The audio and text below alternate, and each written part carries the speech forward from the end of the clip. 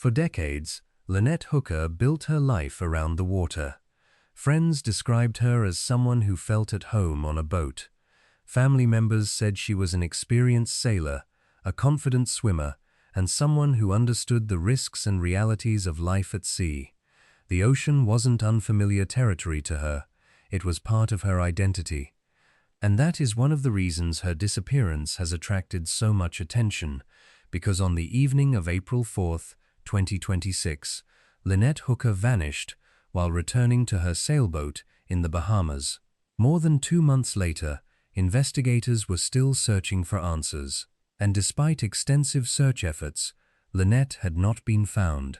What happened that night remains the central question in one of the most closely followed missing person investigations of the year. Before we continue, if you appreciate fact-based true crime coverage that focuses on verified developments rather than rumors, take a moment to like this video and subscribe to Midnight Evidence. Your support helps us continue bringing careful and responsible coverage of cases that matter. To understand why this case has generated so many questions, it's important to understand who Lynette Hooker was and the life she had built alongside her husband, Brian Hooker. The couple had been married for many years and shared a passion for sailing. Their sailboat, known as Soulmate, wasn't simply a recreational vessel. It was their home. They documented portions of their sailing adventures online, sharing their travels and experiences with others who enjoyed life on the water. Friends and fellow sailors became familiar with the couple through those travels, and many described them as experienced mariners who had spent years navigating coastal waters and island chains throughout the region. By early 2026, Lynette and Brian were living aboard Soulmate in the Bahamas. According to publicly reported information, the couple had been spending time around Hopetown and nearby areas in the Abaco Islands. Then came the evening of April 4th. According to Brian Hooker's account to authorities, he and Lynette left Hopetown in a small dinghy at approximately 7:30 p.m. They were heading back to Soulmate, which was anchored offshore. What happened next has become the subject of intense scrutiny. Brian reported that while traveling through rough conditions, Lynette fell overboard from the dinghy. According to his account, she entered the water while holding the engine safety lanyard, causing the motor to stop. He later told investigators that he saw Lynette in the water and attempted to locate her, but eventually lost sight of her. He reported that the combination of darkness, wind, and water conditions made the situation increasingly difficult. According to publicly reported statements, Brian eventually paddled the disabled dinghy and made his way ashore. Hours later, authorities were notified that Lynette was missing. From the beginning, the circumstances of the disappearance were unusual. The area where Lynette reportedly vanished was not an unfamiliar stretch of water to the couple. Both had extensive boating experience. Family members publicly questioned whether someone with Lynette's background would simply disappear without a trace under the conditions described. Those questions would grow louder as more details emerged. As daylight broke over the Bahamas on April 5th, search efforts began. Authorities, rescue personnel, and later U.S. agencies became involved in efforts to locate Lynette. The search covered large areas of water surrounding the reported location of the incident. But despite those efforts, no sign of Lynette was found. As days turned into weeks, investigators continued gathering information. Public attention on the case intensified. News outlets across the United States began reporting on developments. Family members spoke publicly. Friends began sharing what they knew, and investigators continued examining evidence connected to the disappearance.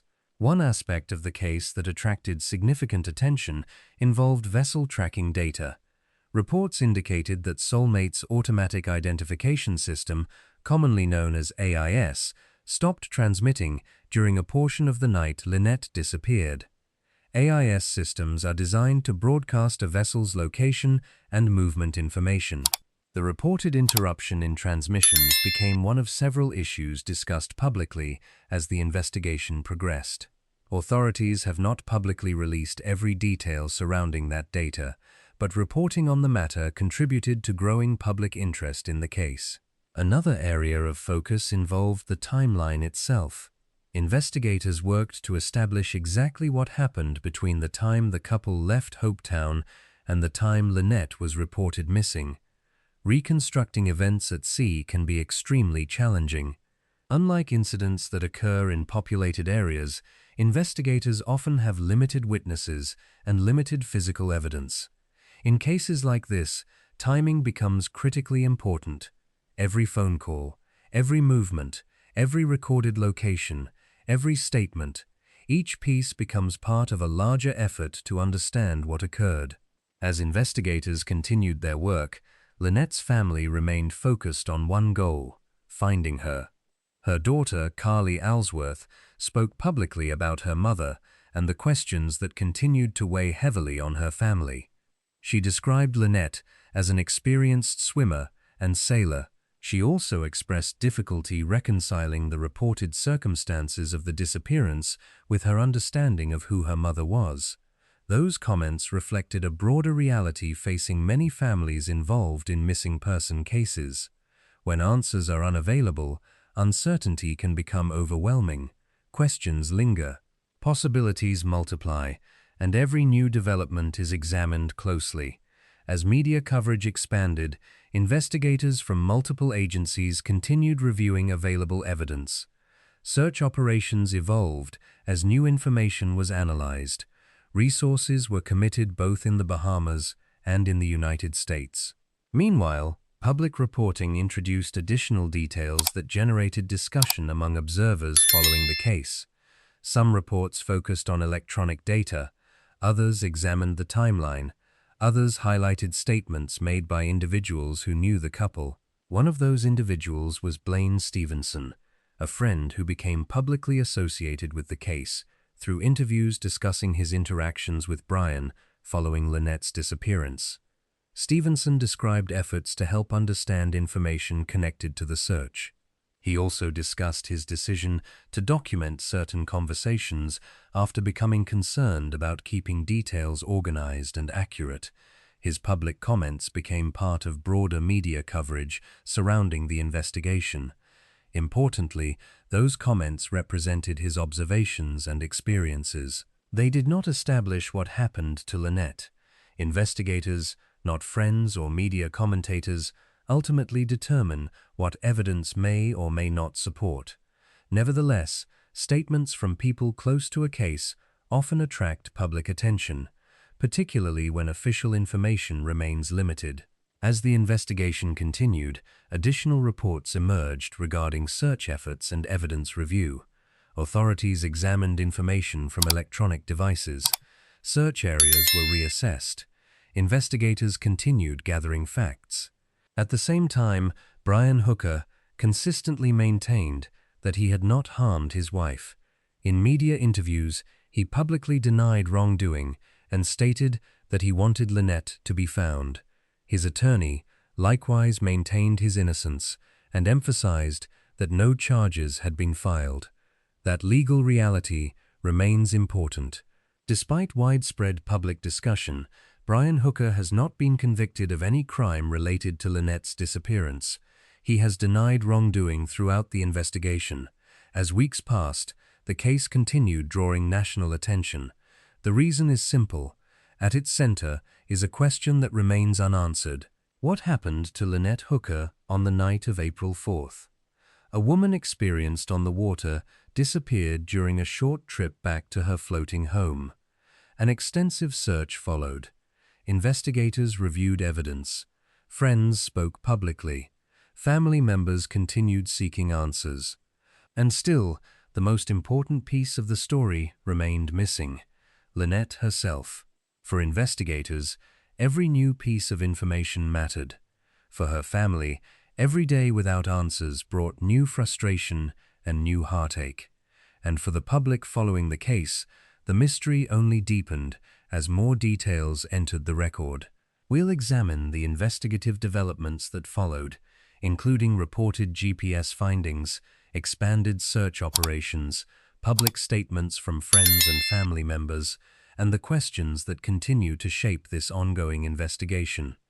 Before you go, make sure you've liked this video and subscribe to Midnight Evidence. We follow developing cases carefully, focus on verified information, and stay with investigations long after headlines begin to fade. Because for Lynette Hooker's family, the search for answers is not over, and neither is the investigation. When a person disappears at sea, investigators face a challenge unlike almost any other. The ocean does not preserve evidence the way a crime scene on land might. Witnesses are often limited. Physical clues can be carried away by currents, weather, and time. In many cases, investigators are left trying to reconstruct events from electronic data, recorded statements, vessel movements, and the accounts of those who were present. That challenge has defined the investigation into the disappearance of Lynette Hooker. By the time weeks had passed since April 4, 2026, authorities had already committed significant resources to finding answers. Search efforts had expanded, evidence was being examined, and information continued emerging through public reporting. Yet one fact remained unchanged. Lynette Hooker was still missing. As investigators continued their work, attention increasingly turned toward the digital evidence associated with the case. Among the most widely reported developments were findings involving GPS data and vessel tracking information. According to multiple news reports, investigators reviewed location information recovered from electronic devices connected to the events of April 4th. Public reporting indicated that some of that data led authorities to examine areas different from those originally associated with the search. Those reports attracted considerable attention because location data can provide investigators with objective information independent of memory or personal recollection. Unlike witness testimony, electronic records often create a timeline that can be reviewed and compared against other evidence. That does not automatically answer every question, but it can help investigators determine where additional questions need to be asked. As information about the GPS findings became public, authorities reportedly reassessed certain aspects of the search effort. The investigation entered a new phase. Search teams returned to the waters surrounding the Bahamas with renewed focus. This was not a routine operation. Federal resources became involved. Specialized equipment was deployed. Personnel trained in complex maritime investigations were assigned to the effort. Divers entered targeted search areas. Remotely operated underwater vehicles examined portions of the seabed. Aerial assets assisted with coverage above the water. Additional resources were brought in to support the operation. The objective remained straightforward: find Lynette Hooker. Every search operation carries with it a difficult reality. Investigators know that time matters. The longer a person remains missing, the harder it becomes to recover evidence and establish precisely what occurred. That is why each new lead receives careful attention. Each new piece of information is evaluated. Each new search area is considered, and every available resource is weighed against the possibility that it may provide the breakthrough investigators need. Despite those efforts, the expanded search concluded without locating Lynette. The absence of a discovery did not end the investigation. Instead, it shifted focus toward evidence analysis and forensic review. Another important development involved the vessels connected to the case. The dinghy reportedly used by Brian and Lynette on the night of April 4th became an important piece of evidence. Investigators sought to examine it carefully. Unlike statements or recollections, a vessel can sometimes preserve physical information capable of helping investigators reconstruct events. Forensic examinations can identify traces, patterns, damage, or other details that may contribute to understanding what occurred. The sailboat Soulmate also became the subject of examination. Authorities publicly confirmed that the vessel was being reviewed as part of the ongoing investigation. For observers following the case, these developments signaled that investigators were continuing to pursue every available avenue. At the same time, public discussion surrounding the case continued to grow. Friends, family members, journalists, and legal experts all weighed in on developments as they became available. One of the most discussed aspects of the investigation involved statements from people who knew the couple personally. Among them was Blaine Stevenson. Stevenson became a notable public voice because he had communicated with Brian Hooker in the days following Lynette's disappearance. Through interviews with national media outlets, Stevenson described his efforts to understand the information he was receiving and to assist in organizing details related to the search. His comments drew attention because they reflected the perspective of someone who had known the couple through their shared sailing community. Importantly, Stevenson was not an investigator. He was not responsible for determining facts or drawing legal conclusions. His observations represented his own experiences and perceptions. Nevertheless, his interviews became part of the broader public conversation surrounding the case. Stevenson discussed instances where he found it necessary to keep records of conversations in order to track information accurately. He also spoke publicly about questions he believed remained unresolved. For some observers, those interviews highlighted the uncertainty that often surrounds missing person investigations. When official information is limited, public attention frequently turns toward the accounts of people who were close to the events. At the same time, Brian Hooker continued publicly denying any wrongdoing. In media interviews, he stated that he had never harmed Lynette and wanted her to be found. His attorney repeatedly emphasized those denials and urged the public not to reach conclusions before investigators completed their work. That position remained consistent throughout media coverage, and it is an important part of the record. No criminal conviction exists in connection with Lynette Hooker's disappearance. No court has determined responsibility. The investigation remains ongoing. While investigators continued reviewing evidence, Lynette's family remained focused on obtaining answers. Among the most visible voices was her daughter, Carly Alsworth. Throughout media interviews, Carly spoke candidly about the impact of her mother's disappearance. She described Lynette as an experienced sailor and swimmer.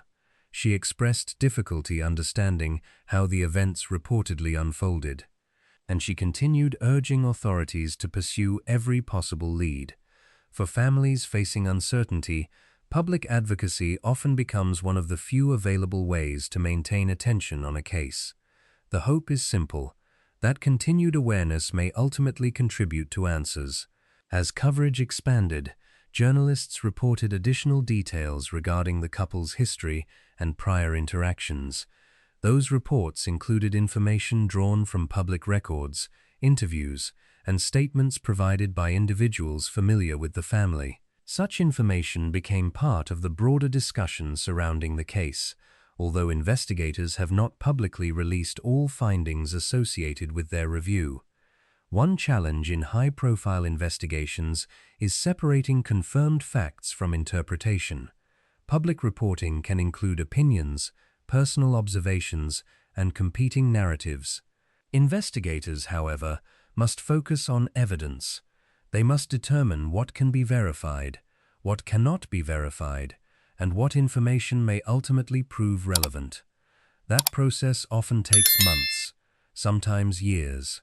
For that reason, many questions in the Lynette Hooker investigation remain unanswered. Authorities have not publicly disclosed every detail reviewed during the investigation. They have not publicly revealed every forensic finding, and they have not publicly announced conclusions regarding many of the issues discussed in media reports. What they have confirmed is that the investigation remains active. Evidence continues to be examined, information continues to be evaluated, and investigators continue pursuing answers. As the case progressed, Legal analysts also discuss the challenges associated with missing person investigations in which a body has not been recovered. Historically, such cases can be difficult.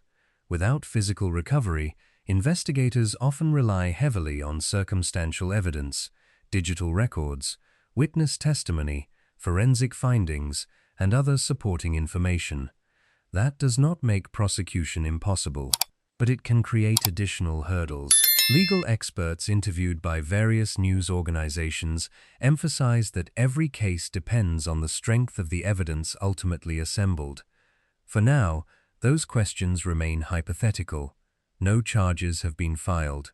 No trial has been scheduled. The focus remains on the investigation itself, and perhaps most importantly, on finding Lynette. As weeks turned into months, public attention naturally shifted toward newer headlines and newer stories. That is often what happens. But for families of missing persons, time moves differently.